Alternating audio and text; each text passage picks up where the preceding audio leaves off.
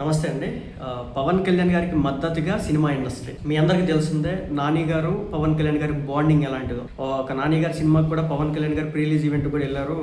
అయితే ఏంటంటే పవన్ కళ్యాణ్ గారికి కష్టకాలం వచ్చినప్పుడు, ఆయన సినిమా మీద ఎదురుదాడి చేస్తూ ఉన్నాం, ఆయన సినిమా మార్కెట్లోకి వస్తుందన్న, థియేటర్లోకి వస్తుందన్న, లేదంటే కనుక ఆయన సినిమాకి సంబంధించి దాన్ని ఈవెంట్ చేసుకుంటున్నారన్న ఒక రకమైనటువంటి రోదన చూపిస్తూ ఉండేవాళ్ళు అనమాట కొంతమంది. మరి ముఖ్యంగా ఆయన సినిమా రిలీజ్ అవుతున్న క్రమంలో అన్ని వర్గాల్ని తీసుకొచ్చి అక్కడ, అంటే ప్రభుత్వ వర్గాలన్నింటినీ కూడా తీసుకొచ్చి అక్కడ నిలబెట్టేవాళ్ళు. పోలీస్ డిపార్ట్మెంట్, రెవెన్యూ డిపార్ట్మెంట్, ఈ మిగిలిన ఏవైతే ఉంటాయో అవన్నీ కూడా. అలాంటి కాలంలో కూడా నాని గారు పవన్ కళ్యాణ్ గారికి సపోర్ట్గా నిలిచినారు. అంటే ఈరోజు నేను ఇప్పుడు నాని గారి గురించి ఎందుకు చెప్తున్నానంటే, తెలుగు చిత్ర పరిశ్రమ దగ్గర నుంచి కొంతమంది వ్యక్తులు ఆంధ్ర రాష్ట్రానికి సంబంధించి, పంచాయతీరాజ్ సంబంధించి, పవన్ కళ్యాణ్ గారు తీసుకొస్తున్నటువంటి రిఫార్మ్స్కి సంబంధించి వీళ్ళు మాట్లాడుతూ, అదేవిధంగా వీళ్ళ యొక్క ఏదైతే సపోర్ట్ ఏదైతే ఉందో దాన్ని చూపిస్తూ ఉన్నారనమాట. మీరు చూస్తే కనుక Indian actors Nani spreading awareness about అని చెప్పేసి స్వచ్ఛ రథాలతో గ్రామాల్లో విప్లవాత్మక మార్పు, ఇలా అనేకమైనటువంటి వీడియోలు బయటకు వస్తూ ఉన్నాయన్నమాట.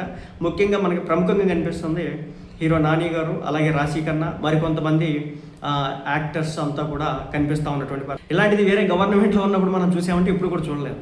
మొట్టమొదటిసారి పవన్ కళ్యాణ్ గారి కష్టకాలంలో ఉన్న సందర్భంలో కూడా తన సపోర్ట్ డైరెక్ట్గా ఇండైరెక్ట్గానో ట్విట్టర్ ద్వారానో వాయిస్ ద్వారానో వినిపించినటువంటి ప్రథమ వ్యక్తి మన నాని గారు.